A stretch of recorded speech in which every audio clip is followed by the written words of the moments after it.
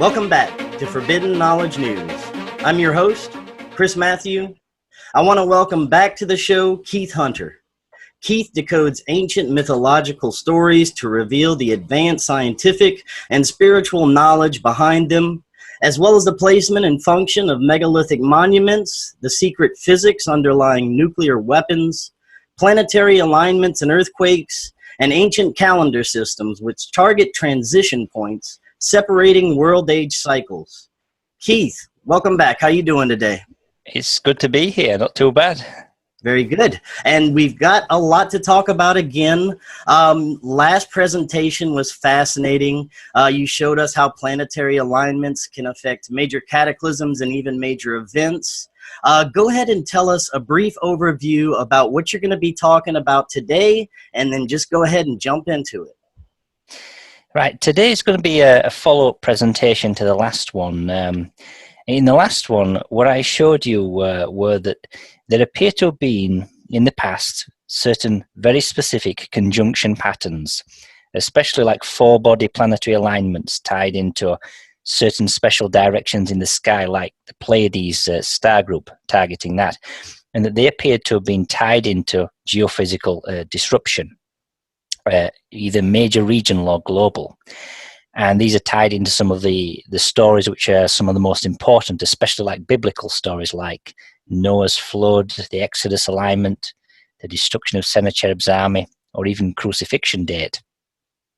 And I showed you that when these alignments take place, the ancients appear to have had calendar systems which they were actively using to target the precise dates of these alignments, either centuries or millennia in advance. And I revealed something about the way in which the physics worked, and that when the planets go into these special alignments, there's a kind of resonant agitation to the solar system. The planets start to shake, and we have extreme seismic activity. We also have things like the sun's light waves starting to be affected in terms of the energy output, also returning back to themselves, cancelling out, which leads to days of darkness.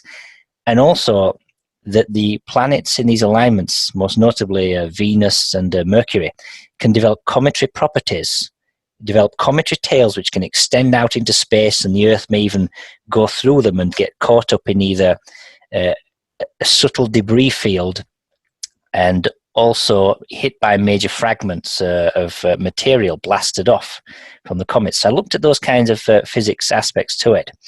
What I'm going to do in this presentation is continue on, but I'm going to have a major focus here upon the Gospels of the Bible. These are Matthew, Mark, Luke, and John, the main stories concerning the life of Jesus.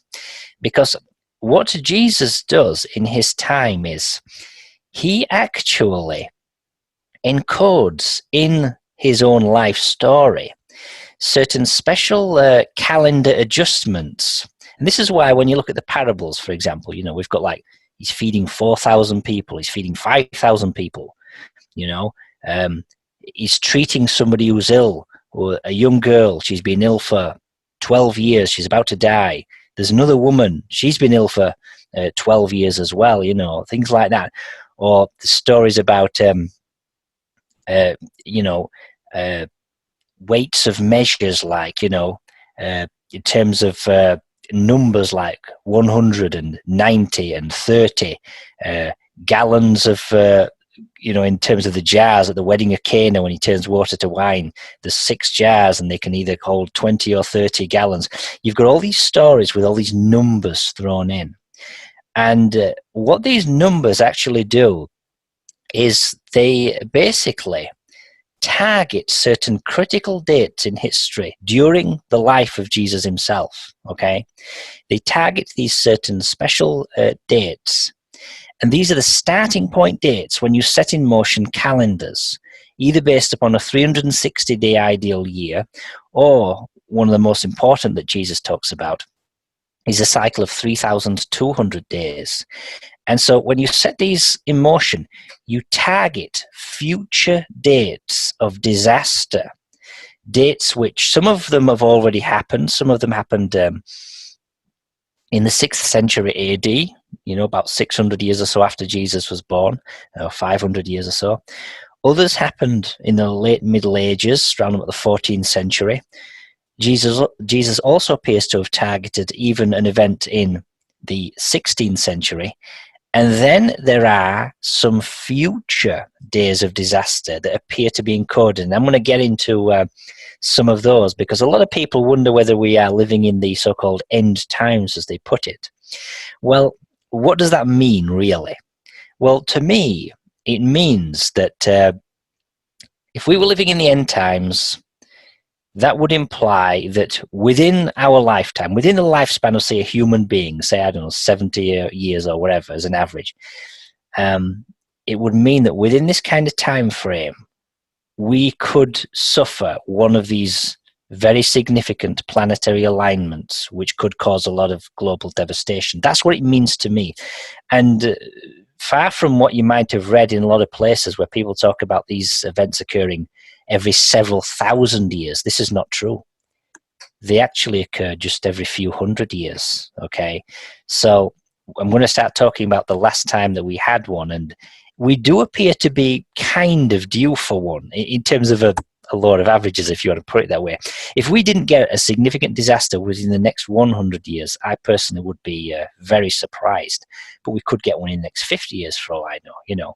And I'm going to present to you a couple of possible, very close at hand alignment patterns, which appear to be targeted by Jesus in the Gospels, which appear to be of the same character as the ones I discussed in the previous presentation, and also appear to have some kind of mathematical calendar tie-in to the cycles of the ancients.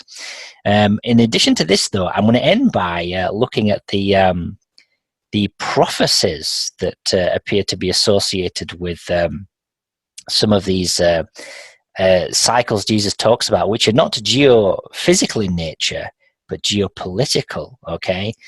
I'm going to start talking about how these mathematical cycles tie into the birthdays of significant people apparently alive today, and also tie into the creation of nation states. So I'm going to end with that. So it's going to get into some biblical prophecy, you might say. But I'm going to begin the presentation then and do a screen share here. Very good. We are ready. Very excited for this.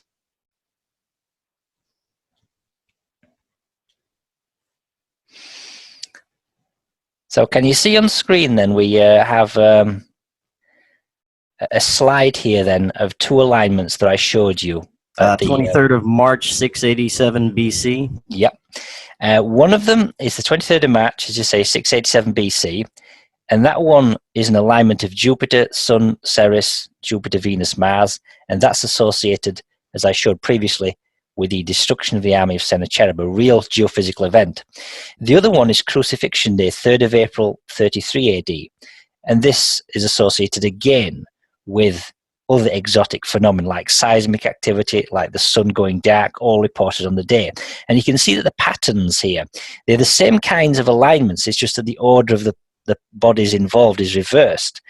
In the case of the Crucifixion Day, it's Jupiter, Ceres, Sun, rather than Jupiter, Sun, Ceres, and it's Jupiter, Mars, Venus, rather than Jupiter, Venus, Mars.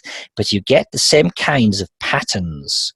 Similar patterns of this type can be still energetically significant. So what I showed you here in the previous presentation was we have confirmation of the 687 BC date, as you can see here.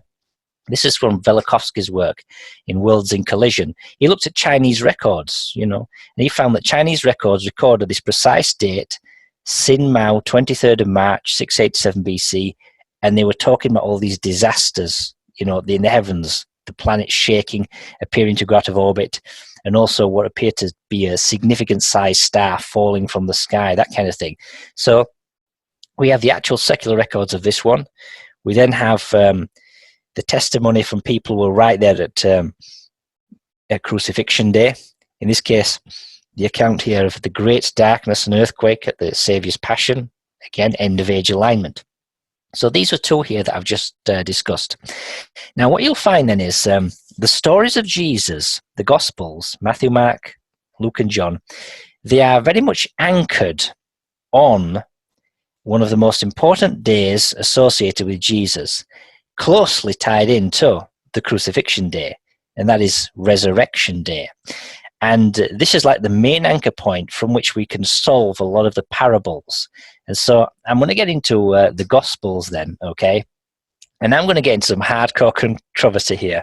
If you're a Christian, you're going to see some very interesting information presented here. But we're going to get into things like, when was Jesus born? When did Jesus get baptized? Okay, we're going to get into things like that. And we're going to get into also, when was John the Baptist born? When was he baptized? And we're going to also clear up some controversies that other people have noted, okay? We can know the exact dates of these events because they are encoded in the Bible if you look carefully and you discern it. So let's begin then by looking at a significant event here. This is called Annunciation, okay? This is basically the day when the angel Gabriel goes to visit Mary and tells Mary, you're going to have a child, that's Jesus, and he's going to be really great in the eyes of God, that kind of thing, okay? So that event then is associated with a certain tradition. But when was this event? How do we determine it? Well, it's quite simple. Here we've got Crucifixion Day, 3rd of April 33 AD, okay? So if we go forwards 3 days, this is Resurrection Day. Jesus rises from the dead after 3 days. 6th of April 33 AD. This is the main anchor point, okay? In order to target Annunciation Day, we go back in time a precise number of 360-day cycles. In this case, 33.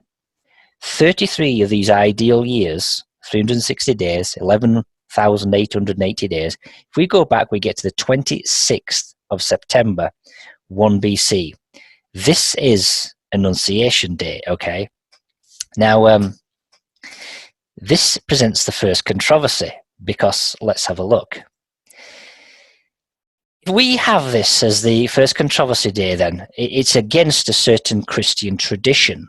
But what really confirms this is something from the Gospel of Luke, okay? Right? There's something about John the Baptist which is anchored on Annunciation Day for Mary. And this is to do with Elizabeth.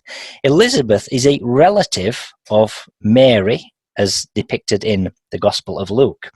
And what we find is this.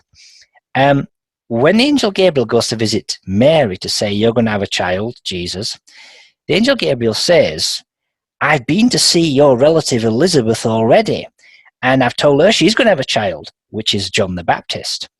And what the angel Gabriel says is, right now as I'm talking to you, your relative Elizabeth is 6 months pregnant, okay? As it says here, in the 6th month of Elizabeth's pregnancy, okay? This is when the angel Gabriel goes to visit Mary. So we know Elizabeth then is 6 months pregnant with John the Baptist when the angel Gabriel tells Mary that she's going to have Jesus, okay?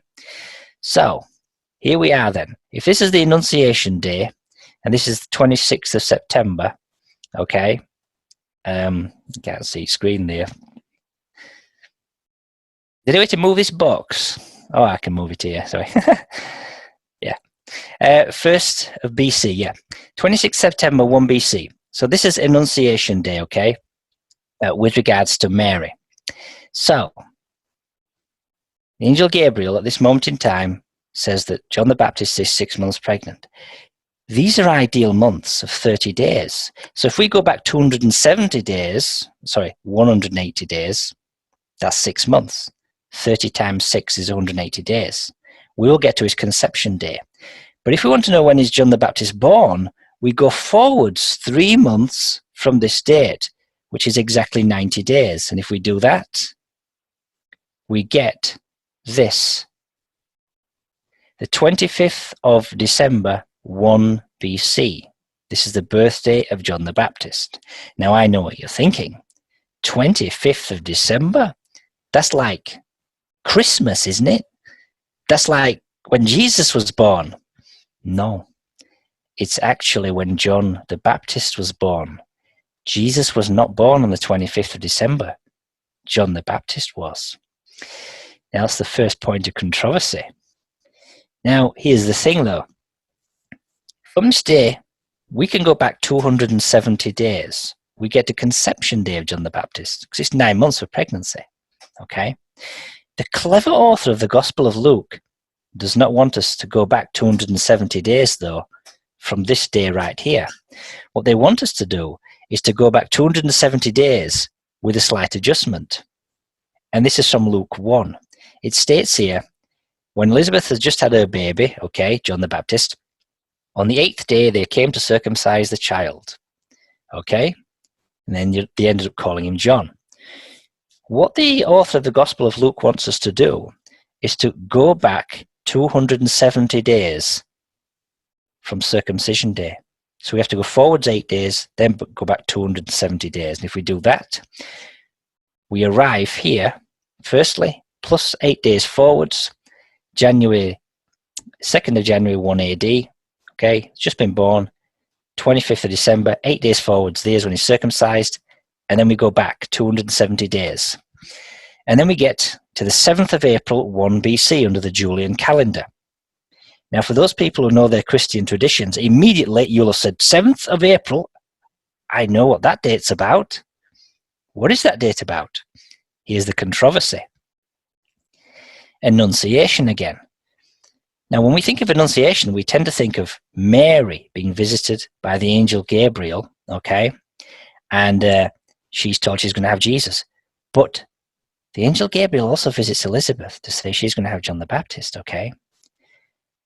The tradition, though, that we have associated with Gabriel visiting Mary is that it occurs on April the 7th. If you look at this passage here, at the bottom in red it says, in those churches using the old-style Julian calendar, March the 25th, which is called the Feast of Annunciation, is reckoned to fall on April the 7th. Okay? April the 7th is the target date that we've just dropped on here, but it's associated with John the Baptist, okay? In other words, this Annunciation date, tradition of the 7th of April being linked into Annunciation with regards to Mary and Jesus, it's not. Once again, it's actually associated with John the Baptist and his mother Elizabeth, okay? So we've got two dates here that we think are associated with Jesus. 25th of December, we think that's when Jesus was born. No, it was when John the Baptist was born. And then we think that April the 7th, under the Julian calendar, is Annunciation for Mary. No, it's Annunciation with regards to Elizabeth and John the Baptist, okay? But there's something else important to note about what's going on the 7th of April. Why are we even targeting this date? If we look at what's going off in the sky here, we will find that the moon is a full moon on the 7th of April, 1 BC. Okay, this is 8 days after John the Baptist is conceived. Okay, so the angel Gabriel goes to visit Elizabeth, says, you're going to have John the Baptist. She's only conceived 8 days ago, so she wouldn't really know, if you know what I'm saying. But this is what's going on in the full moon. So if we do what we did in the previous presentation, we look to the center of the moon, we position ourselves at the center of the moon, and then look towards the Earth and the Sun, here's what we see. You can see what I've done here. I've just refined it. We've just gone 12 minutes from a precise 12 noon day. That's all I've done.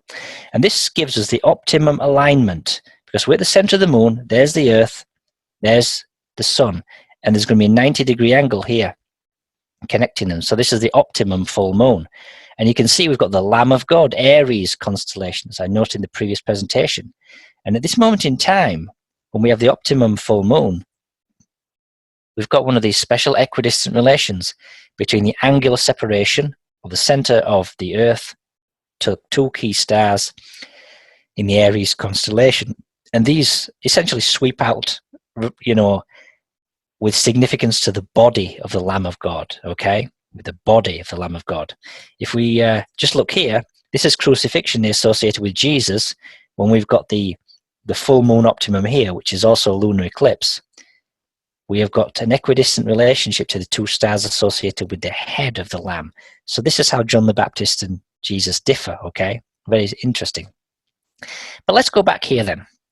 This is the Annunciation Day for Mary, and it's the 26th of September. It is not the 7th of April. 7th of April is Elizabeth. So from here then, we've just dealt with how John the Baptist, or when he was conceived and when he was born. Now what about Jesus? When was Jesus conceived and when was he born? Well, conception day, if we are here, to find conception day, all we need to do is go forwards 3 months. And if we do that, we go forwards to this date. Once again, it's the 25th of December.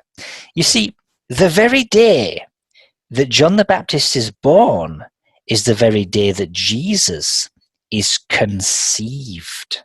And this would appear to be where the confusion comes in, because we think about Jesus, quote, entering the world, on the 25th of December. Well, that's a pretty vague statement. You might unwittingly assume, that must imply he was born there. Was born on that date. No. Entering the world is in conception. Okay? He's not born on the 25th. He's conceived there. What this also means then is that if we do want to know when he's born, and it's 9 months, 270 days exactly, this is when Jesus was actually born, on the 21st of September, 1 AD. Okay? Now, we need confirmation of this, and we have it brilliantly. What do we all know about Jesus being born? What does everybody know about the birth of Jesus? He was born of a virgin. Now, it's not this immaculate conception stuff. No. Let's have a look at the virgin. This is the virgin.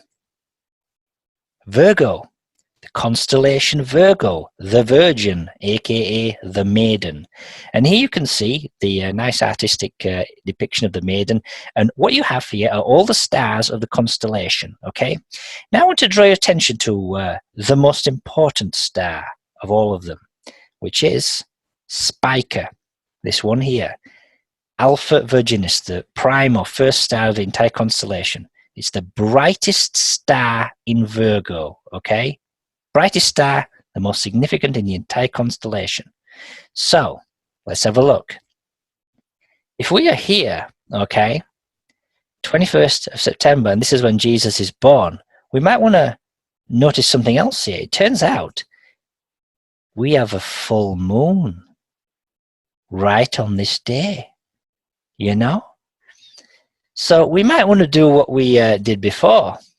Let's position ourselves at the center of the moon and look to the sun. Here you can see, there's the Earth. I've had to put a blue outline around it because it's in silhouette. And there's the sun. And we're on the 21st of September, 12 noon exactly, in a whole number Julian day. But you can see that we are not on the optimum full moon. We need the line connecting up the sun to the Earth to be at 90 degrees to the Earth's orbital plane, which is this green line. So we need to adjust the time just slightly. And if we do that, just a few hours, we go backwards in time, just 2 hours and 42 minutes, that's what we're looking at.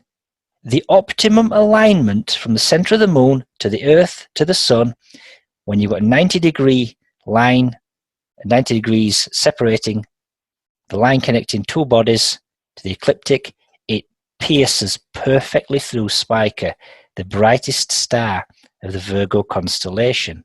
And this, ladies and gentlemen, is the virgin birth. This is the configuration. It's not an immaculate conception thing. It's this pattern. It's astrology, okay? So this is when Jesus was born. Now, his life is very much harmonious then to this 360-day cycle tied into Resurrection Day and Annunciation. See, it's 360 days backwards in time to Annunciation Day from here, 21st of September, 1 AD. And if we go forwards 32 years, 32 cycles of 360 days, we get to Resurrection Day. So Jesus is harmonized like that. And his life is 270 days offset from that of John the Baptist. What about the baptism of Jesus? When did that occur? Well, here we have a tradition again based in the Julian calendar. You can ask Christians, when was Jesus baptized? And they will all say to you, well, it's the 6th of January under the Julian calendar. Okay. But which year? Which year? This tradition here is absolutely correct. Jesus was baptized on the 6th of January under the Julian calendar. When exactly? Well, here's some very clever mathematics. There's the birth of Jesus then, 21st of September 1 AD. How many days from the birth to the baptism of Jesus? And the answer is 7,777 days. If you go forward this number of days here, bang, you're on the 6th of January, 23 AD. That's baptism day, right there, okay? That's baptism day. Now, here's where things get very interesting. We're going to firstly look at John the Baptist, okay? This is where we start to get into some very interesting connections here. So let's just say we minus 8 days from this, okay? And what we're actually doing here, you know how John the Baptist, when he was born, we went forwards 8 days before we went back 270 days because it was that circumcision day. Well, here, what we're going to do is we're going to actually now target the precise day when John the Baptist dies. And it's tied into the baptism day because John the Baptist is the guy that baptizes Jesus, right? So we know they meet up on the 6th of January for baptism. In order to target the death of John the Baptist, we engage in a bit of clever mathematics here. And this is very ingenious. The first thing is to go back 8 days, which takes us to the 29th of September, 22 AD, okay? What do we do then next? We need to go forwards a special number of days. How many days? Is the genius bit. We go forwards precisely 7 times 7 times 7 times 7 days.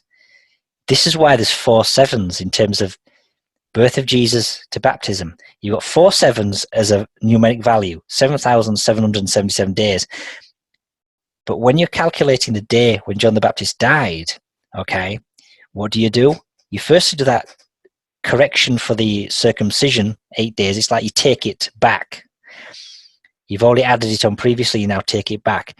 And then you go forwards 2,401 days, which is 7 times 7 times 7 times 7 days.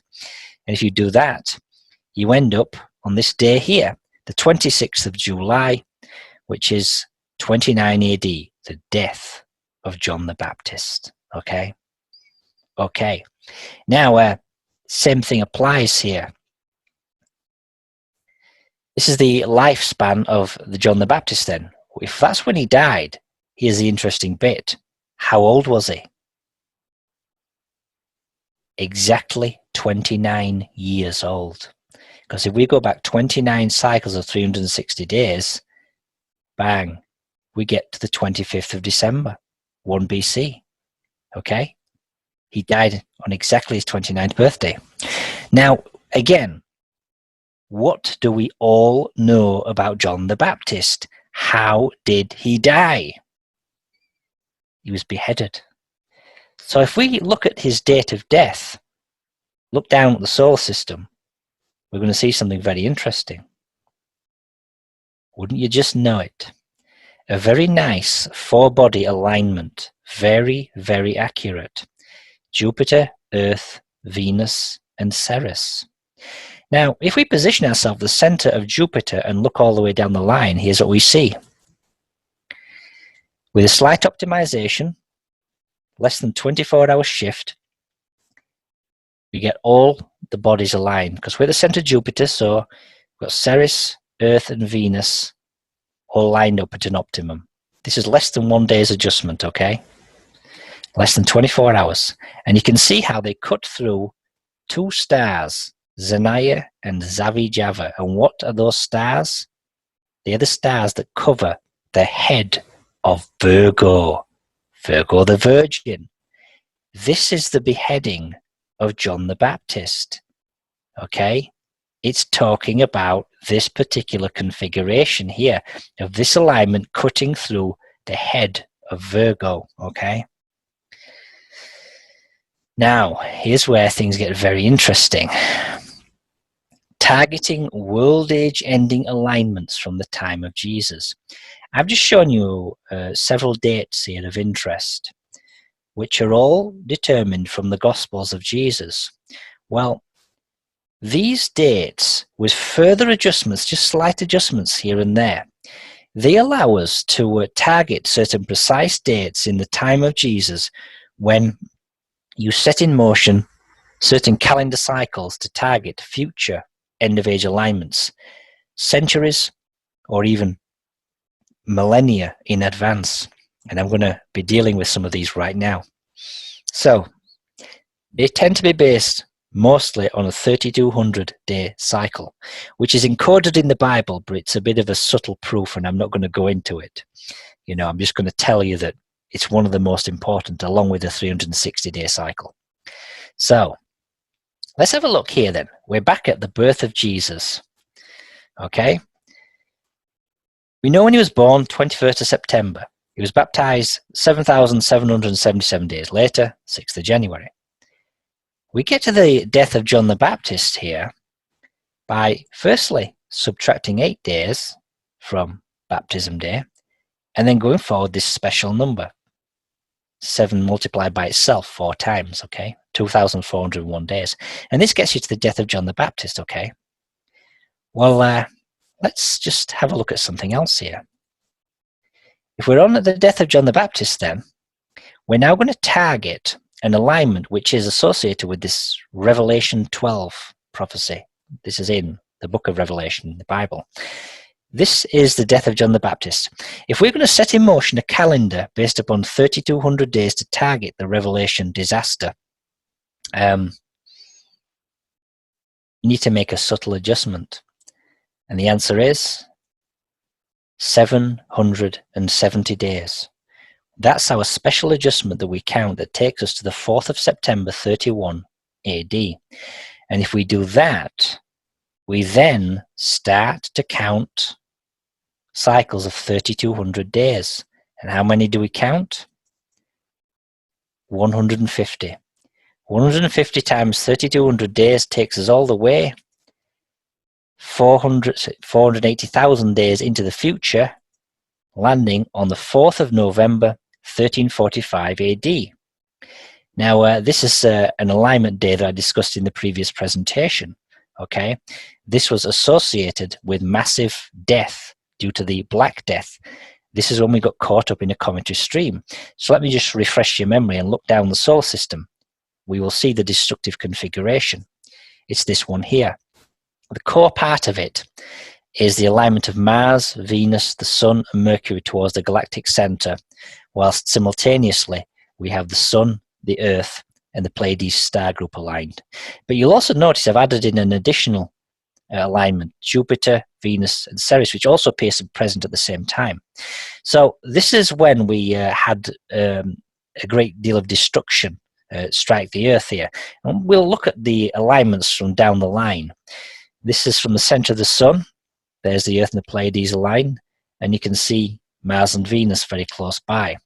And if we switch position to the center of Mars, this is when we see the galactic alignment from this perspective. And you can see Venus and Mercury just slightly offset from the Sun. But where is the Sun located? Right between Z Serpentis and Shola.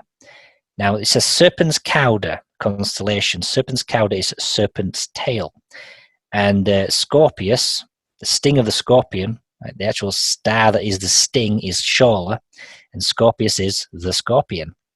And you can see the Sun is right next to Ophiuchus, the foot of Ophiuchus, the serpent bearer. Okay, in the Bible, there's a particular book, or was it the book of Luke, and the Gospel of Luke. I think it's 9 and 10, and Jesus describes this special pattern, and he says he's going to send out 72 messengers.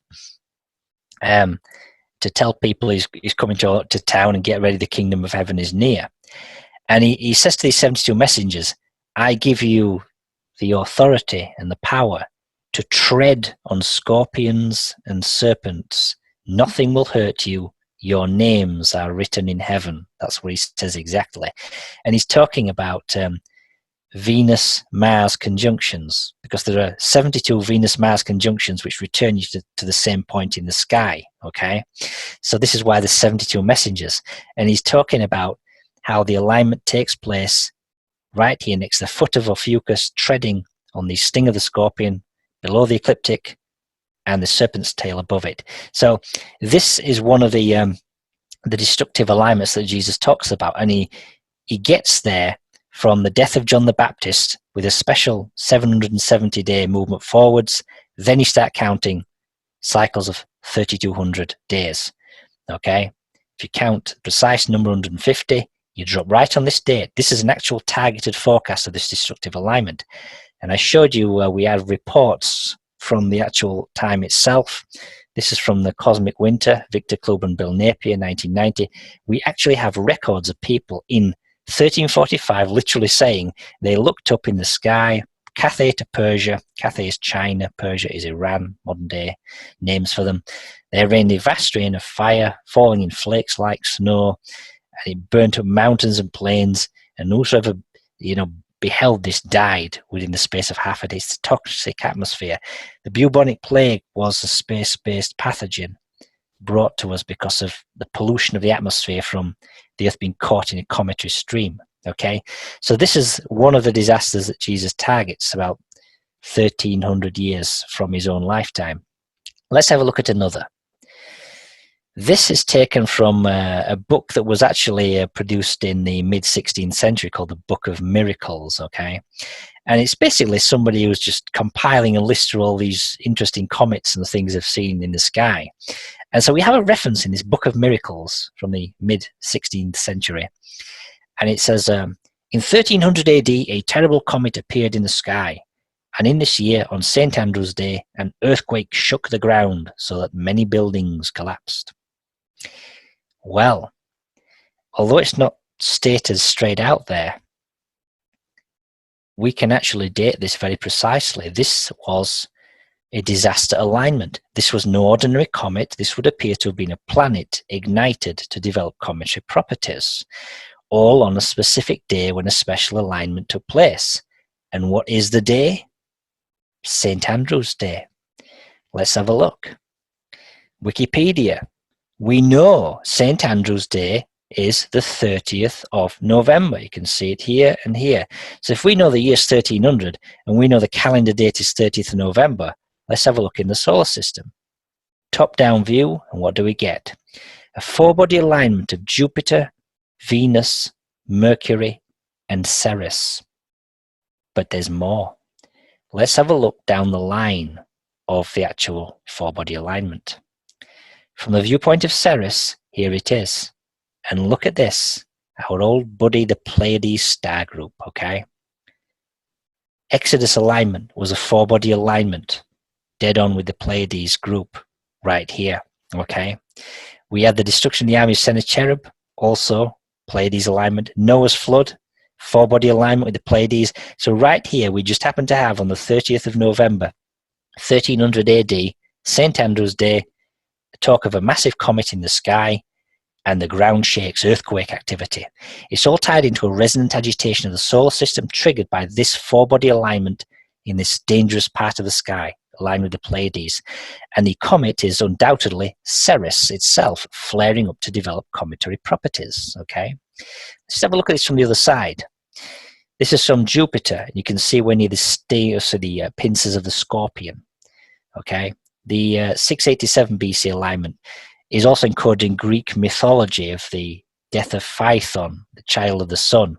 And in that story, he looks across to the sun and he's tormented by the pincers of the scorpion, you see, because the alignment itself in 687 BC is an alignment involving Ceres, the sun, and Jupiter with the Pleiades, okay, which is exactly what this kind of alignment is doing here. It's got many of the elements here, which is what makes it an end-of-age alignment, okay? So let's go to the mathematics. we're on the death of John the Baptist and we want to target this particular date. How do we do it? Well, we firstly have a special adjustment. We just go forwards 360 days. And this goes to what would be John the Baptist's 30th birthday, okay? Remember, he dies obviously at 29. But if we were to go forwards 360 days, we get to the 21st of July 30 AD. This is the date when we set in motion our calendar system to now target the 1300 AD alignment. We count this time 145 cycles of 3200 days, which is 464,000 days. And if we do that from 360 days after John the Baptist dies, we target the alignment with perfection, 30th November 1300 AD. Okay? So there are two alignments I've just shown you here, which appear to be encoded in the Bible. So Jesus, everybody talks about Jesus talking about the end times. He is actually giving us multiple alignments. He's not just talking about one. He's giving us multiple alignments, okay, that go off thousands of years into the future. He's encoding them in all the different stories of the Bible, okay? There are many. So let's have a look at the next one. The Great Comet of 1556, okay? And again, this comet's usually associated with Charles V. So it states at the bottom here, the Great Comet of 1556 is called the Comet of Charles V. When the Emperor first caught sight of it, he stood aghast and exclaimed, "By this dread sign my fates do summon me." Charles had long meditated about retiring from the world he had conquered and crushed. If you look at the description here, it says that the comet seemed to first appear around about February 1556, but it was not generally observed until the middle of the first week of March. So it really gets to some intensity here on March, okay? Now, here's where we might ask ourselves, well, we need a precise date here if we're going to evaluate this. Fortunately, we have one. Just like with that reference from the Book of Miracles, we had this year 1300 AD, and it was stated there was a great comet in the sky. When was it? Well, he gave us this reference to St. Andrew's Day, which is a precise day in the calendar, okay? That being the 30th November. Well, here we've got a comet in the sky. We've got some kind of reference of about March, early March, when it seems to be really at its intense point. But when exactly? Well, the same brilliant thing occurs here. We have a record of a massive earthquake on a certain day, very prominent, and we have a wood cutting with the earthquake and actually talking about the comet, and this is it here. This is a German woodcut depicting an earthquake that occurred 2 hours before dawn on the 10th of March, 1556 AD. It occurred in Istanbul, Turkey. Modern-day Istanbul is Constantinople at the time. In Turkey, that was heralded by a comet. The earthquake caused some deaths and is believed to have been about 6.75. Quite a significant earthquake there. So we've got reports of this earthquake on a very precise day, and we've got the comet there. So the day of interest is the 10th of March.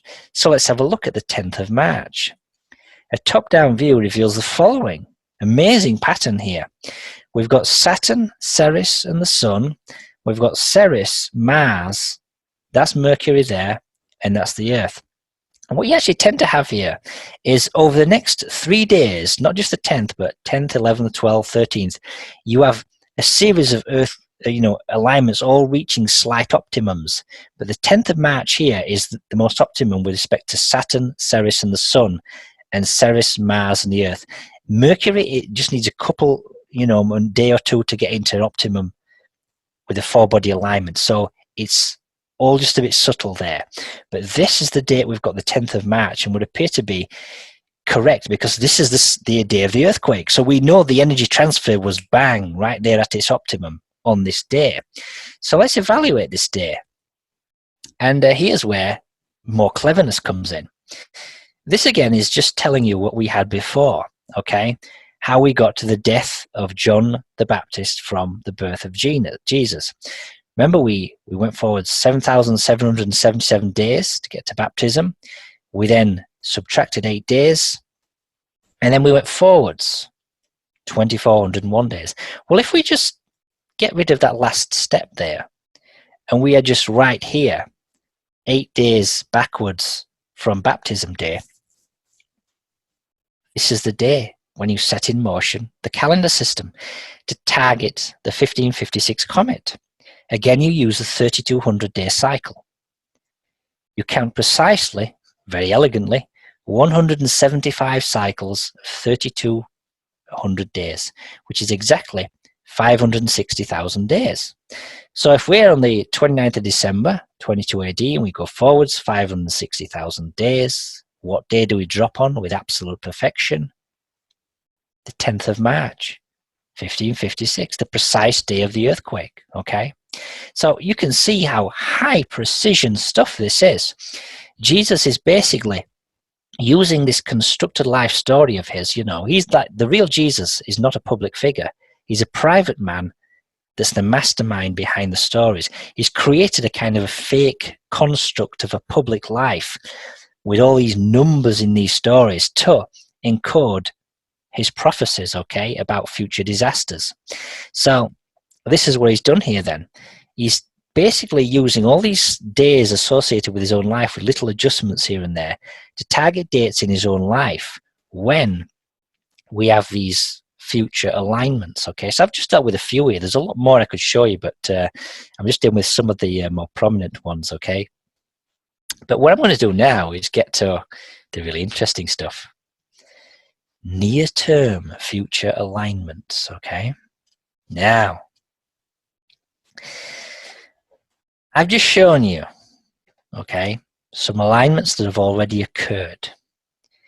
There would also appear to be indications, mathematically, if you look at it, there would also appear to be alignments that Jesus is talking about, which may be within our lifetime, okay?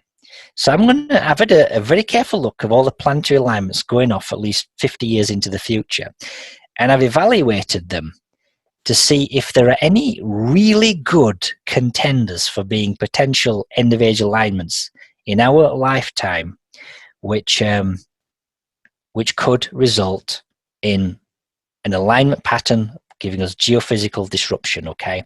Similar to the ones I've given you, where we could have planets ignite as comets, where we could have massive seismic activity, sun possibly going dark, that kind of thing. Are there any alignment patterns in our very near future which have many of the elements of the ones I've evaluated and which have a certain special mathematical tie-in to the Gospels of Jesus, okay? And the answer is yes, there are a few. I'm going to give you what I consider to be the two which are the most significant, and I'm going to tell you why, okay? So let's get into them. The first one is this one here. This, again, is a future pattern very close at hand for us right now, and it appears to be tied in strongly to the baptism day of Jesus. And it involves this 3,200 day cycle. But we don't start counting directly, we need an adjustment. 96 days. Now, I've shown you in the previous presentation, 96 days is used as an adjustment multiple times, It's used with respect to the Mayan calendar with a long count. They have a 96-day special count before they start counting the entire calendar itself, the long count calendar. 96 days is used when you're at the Exodus alignment. You count 96 days, then you start counting your 360-day calendar to target the alignment of disaster, which is the 747 BC1. So 96 days is a special initial adjustment before you start counting your main cycle. We've seen it many times, okay? So here's the thing then. If we're at the baptism of Jesus and we go back 96 days, we can start counting a special calendar system of 3,200 days. And in this case, we count precisely 230 cycles, which is 736,000 days.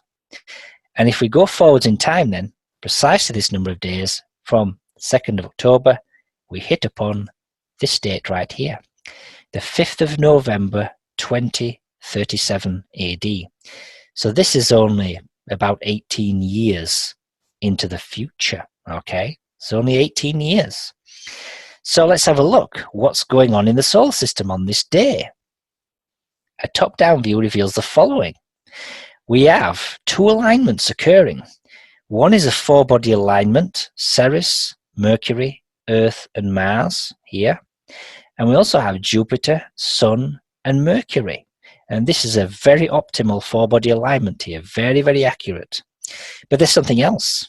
If we have a look down the line of this four-body alignment, what do we see? The Pleiades star group right here. From the center of Ceres, we can see here Mercury, Earth, and Mars right here. Just a degree, I think 1 degree or so from the Pleiades. This is the same region that we had for Noah's flood, Exodus, Sennacherib's army.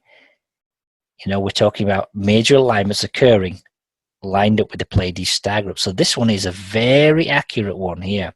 So let's have a look from the other perspective. This is from the center of Mars. You can see how brilliantly they are lined up right on this day that we've targeted with precision. And this is the pincers of the scorpion bit. So this is just from the other perspective, okay? So this is a very interesting contender. Now you might ask yourself, how often do we have four-body alignments in the Pleiades, okay?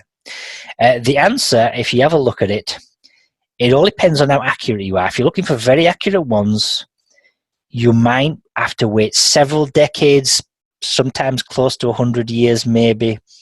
You know, they're not all too frequent. And I've put it here because it's the next up-and-coming one. It's a very accurate one as a four-body alignment. It also has this contributing alignment involving Jupiter, which makes it even more rare.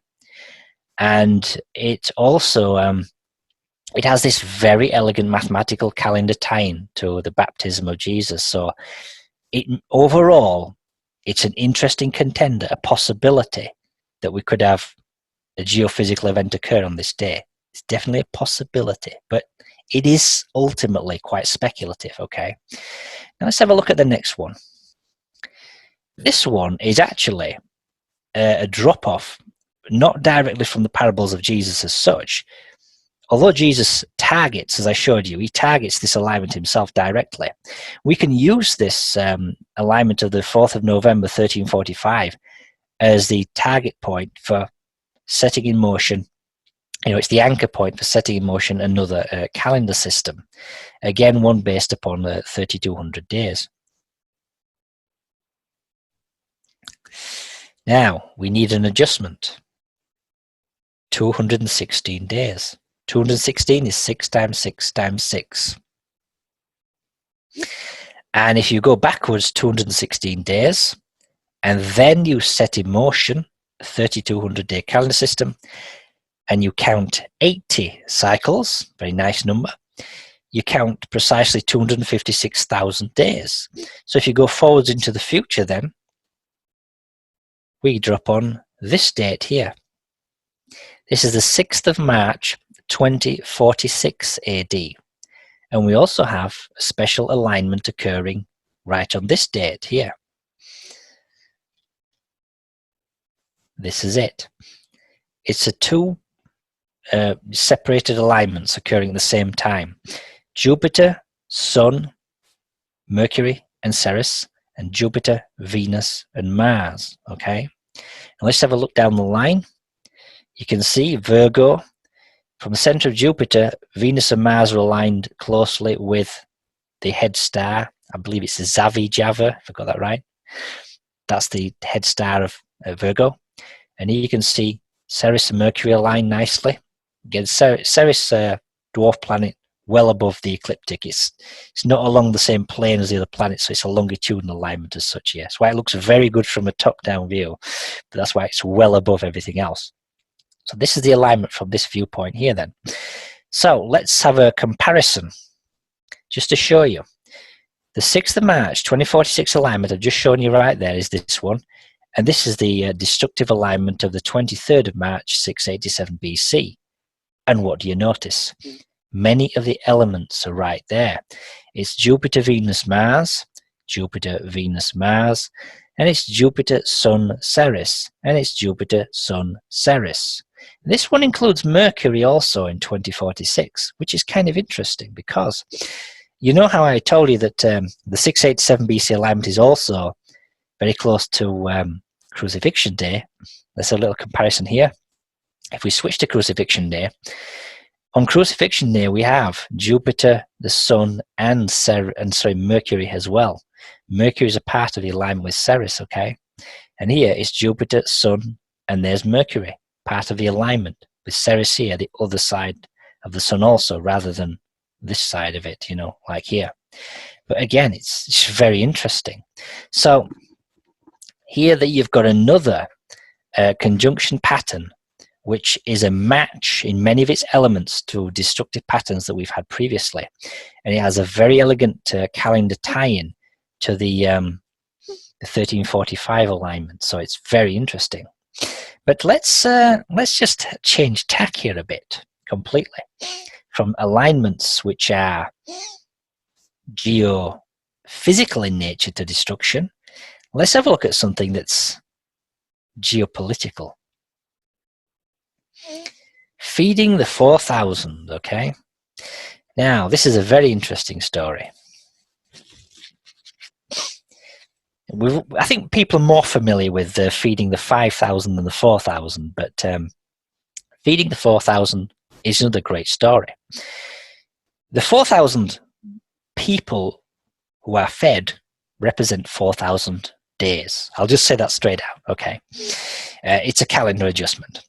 And we have here quite a few different numbers linked to the story. So there's 4,000 people apparently following Jesus around, but again, it's a construct, not real. And they've been with him for 3 days. And so, you know, Jesus asks, you know, they're all getting a bit hungry here. Any bread, anybody, you know? How many loaves do you have, Jesus asks. 7, they replied, and a few small fish. He told the crowd to sit down on the ground. He took the 7 loaves and the fish, and when he had given thanks, he broke them and gave them to the disciples. And they in turn to the people.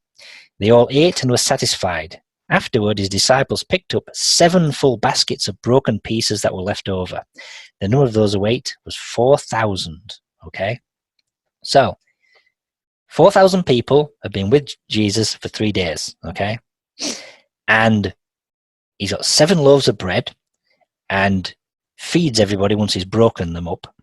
And there are 7 baskets left over. 7 loaves, 7 baskets left over. Great to remember these numbers, okay? But let's have a look. Where is this story mapped in time? It's quite ingenious. Once again, let's have a look at the birth of Jesus. This is the birth of Jesus right to the death of John the Baptist. You know, I said to you, birth of Jesus is 7,777 days. And the reason why you had those 4 sevens is this big hint, because you're going to use 4 sevens to multiply together in order to target the 26th of July, right? This, after you've gone back this 8 days, you have to multiply 4 sevens to get to the death of John the Baptist. But there is a special variation on this little theme here. I want you to consider this.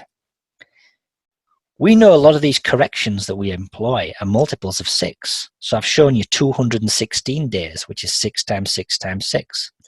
We've used that a few times, okay? And so if you've got an anchor point date and you're going to set in motion a calendar system and you don't start counting your units direct, you don't start counting units of 360 days or 3,200 days direct, you might need an adjustment. It could be a multiple of 6.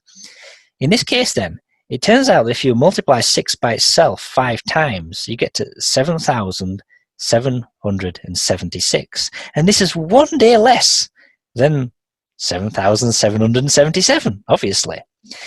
This is the day before Jesus is baptized, okay? So let's have a look. We're on the 5th of January, day before Jesus is baptized. This now is a new special anchor point. We can use this precise date here to target another date of great significance with another special adjustment. We need to go back in time a certain special number of days to target this very special day. And how many days is it? 777 days. We love our sevens, don't we? Because it so happens that if we go backwards 777 days from the day before baptism, we land on the 19th of November 20 AD, which is a lunar eclipse, a blood moon. What are the odds of that? Okay, amazing. So let's just refine this a little bit. The optimum alignment for the lunar eclipse involves us just adjusting slightly. We're still on the 19th, but instead of it being 12 noon, it goes back 5 hours and 20 minutes to 6:40 universal time. So we've only made a slight adjustment, okay, of just 5 hours, 20 minutes back from 12 noon, but we're still in the 19th. So we're right on the optimum lunar eclipse. Let's have a look. From the perspective of the center of the Earth, there's the moon in red between the horns of Taurus, okay? Let's switch positions though. Let's go to the center of the moon and now look to the Earth, so we'll see the sun. Before we do that though, just before we do that, let's have a look at a top-down view of the solar system. Same exact time here. We've got the Earth, the Sun and Mars aligned. And we've also got the Earth, Mercury and Ceres just happen to be aligned. So we've got interesting planetary configurations going on at the same time as we've got this lunar eclipse, okay? So let's have a look then from center of the moon, looking down to the Earth, the Sun and Mars, and also Mercury and Ceres. This is what we see. There's the Sun. It's in silhouette. Just put a little ring around it. The Earth, there is the Earth in silhouette. I put a ring around it. The Sun, I've labeled it, but you can't see it because it's the other side. It's totally blocked out. Mars as well, I've labeled it. You can't see it because it too is totally blocked out. Okay, it's that accurate. And you can also see from where we are, Mercury and Ceres. But look at where we are. Look at the area of the sky. It's the foot of Ophiuchus. It's the galactic alignment type part, you know. So this alignment involving this lunar eclipse here, okay, that involves Moon, Earth, Sun, and also Mars, is targeting the galactic alignment position, the same area of the sky as we had that disaster of 1345 AD, but it's right here. This is very interesting. So this here, guys, is in fact the starting point of the feeding of the 4000. What I mean by that is, if we are here on this particular date here, 19th of November, 20 AD, okay, we've gone back 777 days to the lunar eclipse.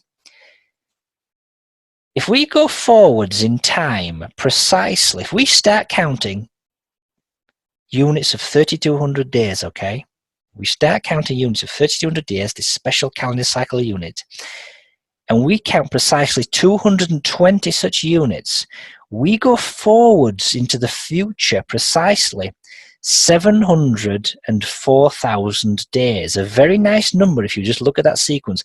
Well, the first 4,000 days here are the feeding of the 4,000. That's what they represent, okay? So if we go forwards this precise number, we drop on a day in recent times in our past, which is of great geopolitical significance. What day do we drop on? If we go forward 704,000 days from this lunar eclipse here, we drop on this day, the 14th of May, 1948. And this is when the state of Israel was re-established, dead on this day, when Ben-Gurion made the big announcement that it's now live, so to speak, okay? So the first 4,000 days of this, when completed, means you've got precisely 700,000 left to target the re-establishment of the state of Israel. This appears to be what Jesus is wanting us to look at. But let's have a look at something else, though. if we do in fact go forward those 4,000 days, we get to the 2nd of November 31 AD, okay? So from here, 700,000 days left to Israel being established. But here we are. Remember I said to you, how many loaves of bread did they start out with? 7. How many baskets left over? 7. What's 7 times 7? 49, okay? Well, what we're going to be doing here then, we've multiplied 7 by itself a few times before, okay? It's basically saying multiply 7 times 7, 49 days, and add that onto the end of the parable of the 4,000. And if we do, we target 21st of December 31 AD, as you can see here. Just so happens we have a special alignment going on here. Jupiter, Venus, and Mars. Another Jupiter, Venus, Mars conjunction. We see those quite frequently. They're all very significant. And we've also got simultaneously Ceres, Sun, and Venus. And so you can see how these additional little elements of the stories are built in to like reinforce their correct mapping in time. Okay. Now, this is why, before you go any further, I do have a quick question for you. Yeah. Now, these alignments, I can understand how they could possibly energetically cause cataclysms, but are they causing these events, or are they somehow just marking these events? What are your thoughts on that? All the events, they're very real. The alignments actively, they tap into a certain physical mechanism natural to the solar system. It's like I discussed in the previous video. For example, we have gravity waves established by the planets and the sun, and all of the planets are held in orbit by the sun itself. So when these wave patterns interact with one another on these special alignments, that's what causes resonant disruption to occur. This is like a real physical process that scientists know about. They can do it in laboratories. So we have turbulence. We have the planets start to energetically, have turbulent, their orbits become turbulent. So they start physically shaking. And then we have, again, cancellation of the sun's light waves. If the sun's light waves themselves, as I pointed out in the previous presentation, they withdraw back into themselves, which is what scientists call destructive interference. You can talk about the light waves themselves literally phasing out of a certain spectrum, like cancelling out. So these are all very real effects that occur when certain special alignments occur. And what is encoded in these parables here is somebody's telling you this advanced knowledge. They're basically saying, Jesus is saying, I know when we have these alignments, which are not just normal alignments. I know what kinds of alignments will trigger these very destructive effects. He's basically saying he knows what they are. He's encoding this esoteric knowledge in his own life story, kind of a construct, to give people forewarning about them. So, it's real. It's real physics. This is a mechanism of the solar system. If you just look at the orbits in general, normal astronomers, they just model the solar system as balls of, rocky balls flying through space in elliptical orbits. They just look at it as a pure motion-based system. They don't believe resonance exists in the solar system. They don't model it. They just don't model any of this stuff, okay? They don't take into account any of it. This is their ignorance, if you will. The ancients appear to have understood this mechanism of the solar system. They understood that resonance was a part of the solar system. And they obviously had this advanced knowledge of when these disruptions would occur. So I think scientists are kind of rediscovering this, and they've made all kinds of exotic discoveries at the quantum mechanics level, subatomic level. It's just that they haven't got that exotic stuff at that level and transferred it into the celestial macroscopic realm, but it's real physics. Does that answer your question? Yes, definitely. Thank you. I just wanted to get the audience a little refreshed on that. But yes, that was perfect. Thank you. Well, I definitely recommend that they watch the first presentation first, because I went into all slides regarding these physical effects before to go through this one. But so this here then is a parable of 4,000, which is tied into targeting a geopolitical event the rebirth of the state of Israel, okay? And he's using the same kind of 3,200-day cycle calendar, you know, but instead of targeting a geophysical event like disruption to the solar system, it's a geopolitical event. So Jesus is literally telling you he knows the future. Now, this is like a whole new level of stuff, this is like God-level stuff, pardon the pun, okay? So one of the things that you also find is that prominent people in history, also in terms of their births, in terms of their deaths, they also appear to be tied in to this mathematical system, you know, which is also tied into these destructive alignments. And so we're going to get into a bit of modern day prophecy here, okay? Because a lot of people have looked at guys on the world stage right now and wondered if there's some kind of divine destiny to them. And so, yeah, there might well be. Let's have a look. So let's have a look at the man of the moment here. MAGA all the way. Hey, I'm not an American, but if I were, I would definitely have voted for Donald Trump. I voted for Brexit and all, so I'm just throwing that in. So, yeah, here's Donald Trump then, and this is his Wikipedia page. And obviously it's locked because there's a lot of people out there who don't like him, and they'll play like when they do all kinds of malicious adjustments. But we can take it as read, I'm sure. They got his birthday right, okay? June the 14th, 1946. Okay, that's when he was born. Is there anything special about this date? Well, yes, there is. And a lot of people have also commented that Donald Trump is a big fan of, like, Israel, okay? His son-in-law, which we're going to get into, Jared Kushner, he's Jewish, married Ivanka. So let's just have a look then at Donald Trump's birthday related to the state of Israel. Here we go. This is when Israel was established, as I just noted, 14th of May, 1948. And it was precisely 700,000 days after the end of the parable of the 4,000 in terms of the 4,000-day movement, okay? So here we are. We've just targeted that day here. Donald Trump was born just prior to the state of Israel being established. How many days exactly? 700 days, exactly.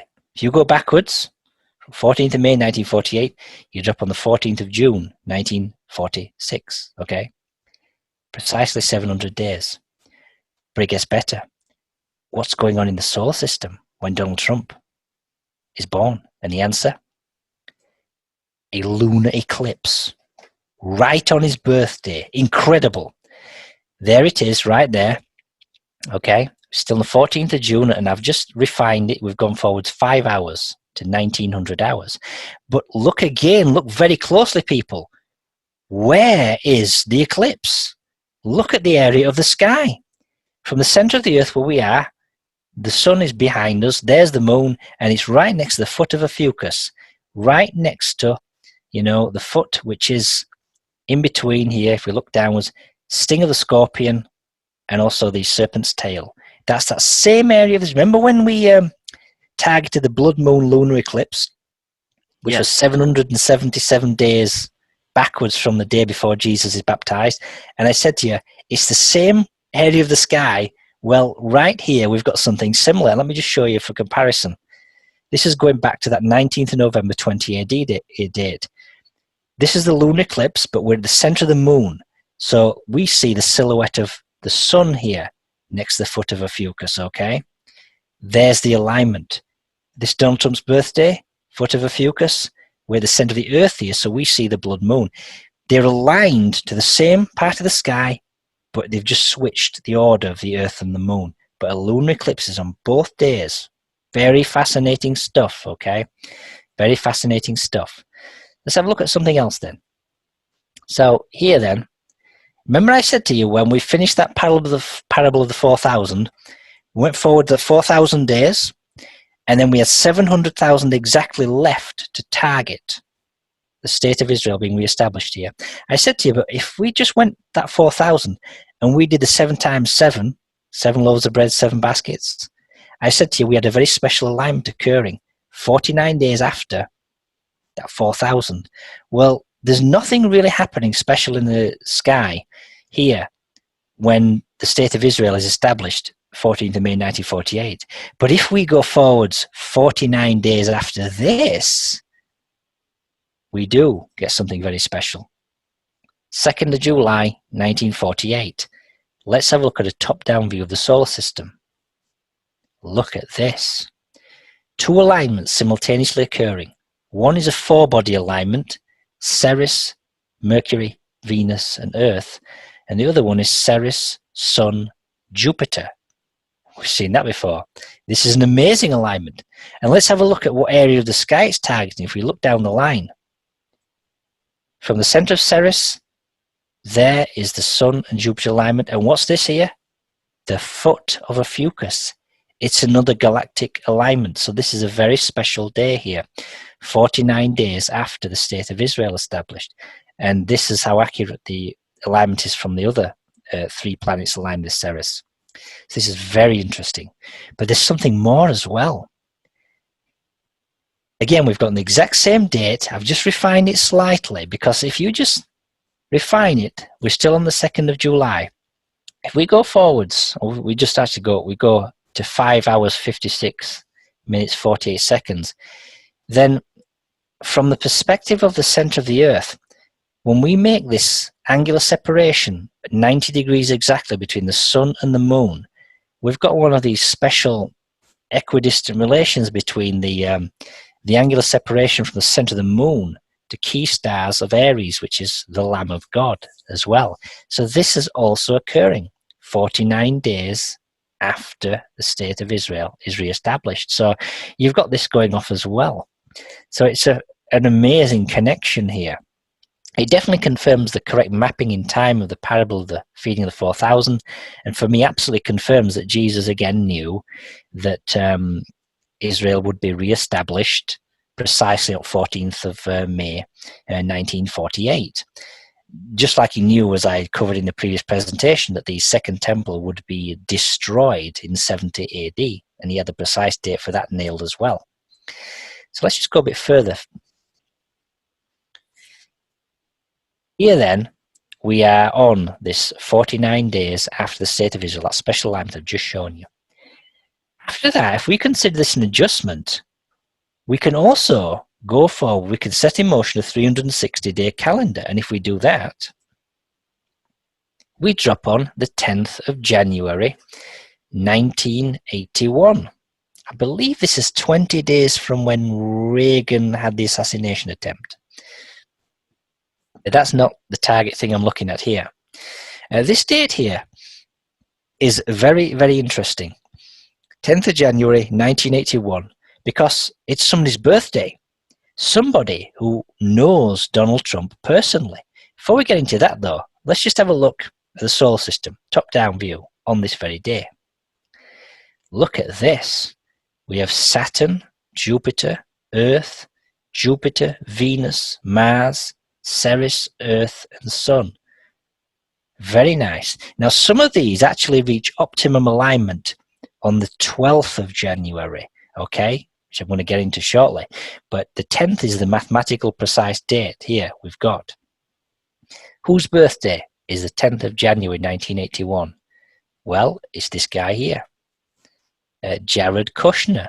That's his son-in-law who's married to his daughter Ivanka. Again, his Wikipedia page is locked, but again, I'm assuming they've got his birthday right, 10th of January 1981. So this is the guy here. Let's have a bit go further though. If we do go forwards 2 days, okay, we're on the 12th of January where we have some optimized alignments. Let's have a look at that. This is one of the alignments involving Ceres, the Earth, and the Sun. So you can see here, the green line is the ecliptic, and so the Earth is closer here to being almost dead on the line with the Sun. 2 days earlier, I think it was over here. You know, it was just slightly off. But here, optimized. And there's another interesting optimization. Here, with the center of the Moon, and if we look to the Earth, again, 12th January, this is where the Earth is aligned with Jupiter and Saturn. It's also aligned close to this star here in the Virgo constellation. So again, this alignment wouldn't be present here, involving the Moon, the Earth, Jupiter, and Saturn on the 10th, but it moves into optimization 2 days later, on the 12th. So with this little adjustment, if we find ourselves on the 12th here, we can make a certain mathematical connection. This is what I want to draw your attention to. And this again ties into something I said in a previous presentation. Crucifixion Day was the 3rd of April, 33 AD. Precisely 13,636 days later is when the Second Temple was destroyed on the 3rd of August, 70 AD. And again, I went in great detail in the previous presentation on those 2 dates. Okay, so the time separation between them then is, as you can see, 13,636 days. Well, if we're here, 12th of January 1981, 2 days after Jared Kushner is born, and we go forward the same number of days here, 13,636 days, as here, what date do we drop on? The answer is the 14th of May 2018. This is the day when the US Embassy is moved in Israel to Jerusalem, right? They move it through Jerusalem because Tel Aviv is the actual capital of Israel at the moment, right? And they move the embassy to Jerusalem. And it just so happens we have a nice big ceremony like you do. Here we go. This is one of the pictures there. And who just happens to be present at the ceremony? There's Jared Kushner. There's Ivanka. There is Benjamin Netanyahu. Obviously, he's the Prime Minister of Israel, okay? And another shot here. This one's just of Ivanka. I like this picture because we've got the actual plaque right here. She's just stood right next to the plaque, which has the date on it. It says here, Donald J. Trump, President, Mike Pence, Vice President. And it says here, 14th of May, 2018, right at the bottom here, okay? So that's when the actual ceremony took place, okay? And so, again, it's so fascinating that you see a lot of these key events and time cycles being connected to one another from the times of Jesus to events that appear to be happening geopolitically right now. And this leads me on to another interesting character here that I've just mentioned, in fact. Benjamin Netanyahu. Now, this guy's a man of destiny as well, okay? Very interesting, this guy. So, obviously he's Jewish, which means he's not a big fan of Jesus, for obvious reasons. But amazingly enough, this guy, his birthday is absolutely tied in to the most important day associated with Jesus, which is Crucifixion Day. Now, this is his Wikipedia page, and again, it's locked because he's obviously not got people like, not everybody likes him. They'll probably just screw him up with all kinds of dodgy references. But we've got Wikipedia, and it's telling us that he was born on the 21st of October, 1949. So we can, I think, be safe that's correct if the page is locked. So let's have a look at this. This here is Crucifixion Day, okay? So, how many days forwards do we have to go from Crucifixion Day to drop right on the day when Benjamin Netanyahu is born? And the answer is 700,007 days, which takes us right there, 21st of October, 1949. Amazing. But there's something else of interest. The day of disaster. The disaster alignment day, the one I mentioned previously. If we use his birthday as an anchor point and we start counting cycles of 3,200 days and we count 11 such cycles, okay, we actually arrive at that 6th of March 2046 date, okay, right here.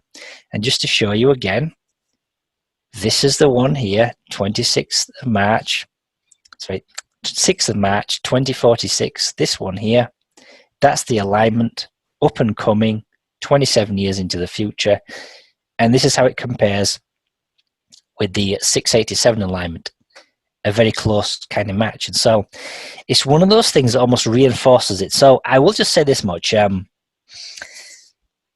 this date, the 6th of March, 2046, it's a very interesting contender for a destructive alignment. It's a very interesting one. On average, we get these kinds of alignments every few centuries, right? We don't get them every several thousand years. We get them every few hundred years, basically. And if we look at the last one we had, which I think was the 1556 one, that comet I mentioned, because we start to get into the realm now of, you know, we're kind of advanced scientifically. We know about the orbits of the planets. We know Ceres was officially discovered in 1801. So if Ceres flares up as a comet now, we kind of know it was Ceres, right? We wouldn't make any mistake about it. So we kind of know when we see these descriptions of comets in the sky in the past, like 1556 or like 1300 AD or like 687 BC, I think we had Ceres flaring up to develop cometary properties, but we know now Ceres is a planet in our solar system, small dwarf planet between Mars and Jupiter. We didn't know that until 1801 when we discovered it with a telescope, you know, because we could finally see it, you know, with a telescope because it's too small to be seen with the naked eye. So we've got to a certain level of technology that I think that we've got to a level where now we would not make any mistake over Ceres if it were flaring up with cometary properties. And I think that the last alignment that we had was the 1556 one. So this is why I say on average, like 500 years later or whatever, we're kind of due for one, statistically speaking. So the best contenders I've shown you, the 2037 one and this 2046 one here. And we have these very elegant mathematical connections, so they're very well worth considering. But I also say this much from a geopolitical standpoint.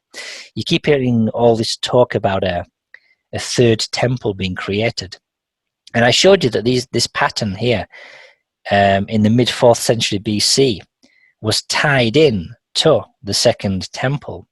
So if an announcement were made regarding a third temple being created, it might well be that that announcement would somehow be harmonically tied in to this 6th of March 2046 date, you know, via say maybe 3200 days or 360 days, or even the 819-day calendar system I discussed in the previous presentation. So, you know, they're very interesting alignments.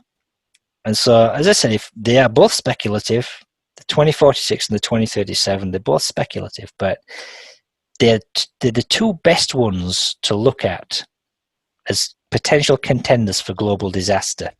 And if anybody out there is ever trying to tell you about a date for, you know, the end and all the rest of the end times, you've got to remember this, guys. If somebody ever tells you that, they can't just pick a given year. They've got to be very precise. They've got to pick a day, they've got to pick a month and a year, a very precise date, and there has to be some sort of special conjunction pattern happening on the date in question. Okay, and then they'd have to put forward a case that it has many elements of past disasters, like, say, maybe the direction of the alignment is linked to the Pleiades, for example, something like that. They'd have to put that forward, and you would also expect there to be some sort of elegant mathematical connection tied into these special calendar cycles used by the ancients. You know, you'd have to see that as well. So if anybody's ever telling you they think that they know the day of disaster, they've got to at least present a case involving all of that, which is exactly what I have done right here, at least with respect to these two dates here. There are a few others I know about, but and even though they're closer at hand, they're not as good as these. These two I've shown you are the best contenders, even though they're speculative. You know, they're speculative. But anyway, that actually is the end of the presentation here. So do you have any questions? No, I don't have any questions, but that was fascinating stuff. And I know you probably have plenty more that you could present to us. So, you know, we'll definitely have to have you back on. Keith, once again, give everybody your website, and thank you so much for coming on. Oh, yeah, my website is occultphysics.com. In fact, I'll stop the screen share here. if you can see me, yeah. Yeah, my website is occultphysics.com, and that's the same as my book title here, Occult Physics. So if you're going to post a link in the description box, that's where you can find my research. And I've got a few essays on my website regarding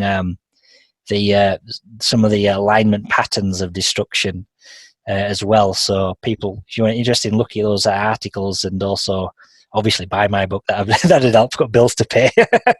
That'd be great as well. So it's been good to be here. Very good.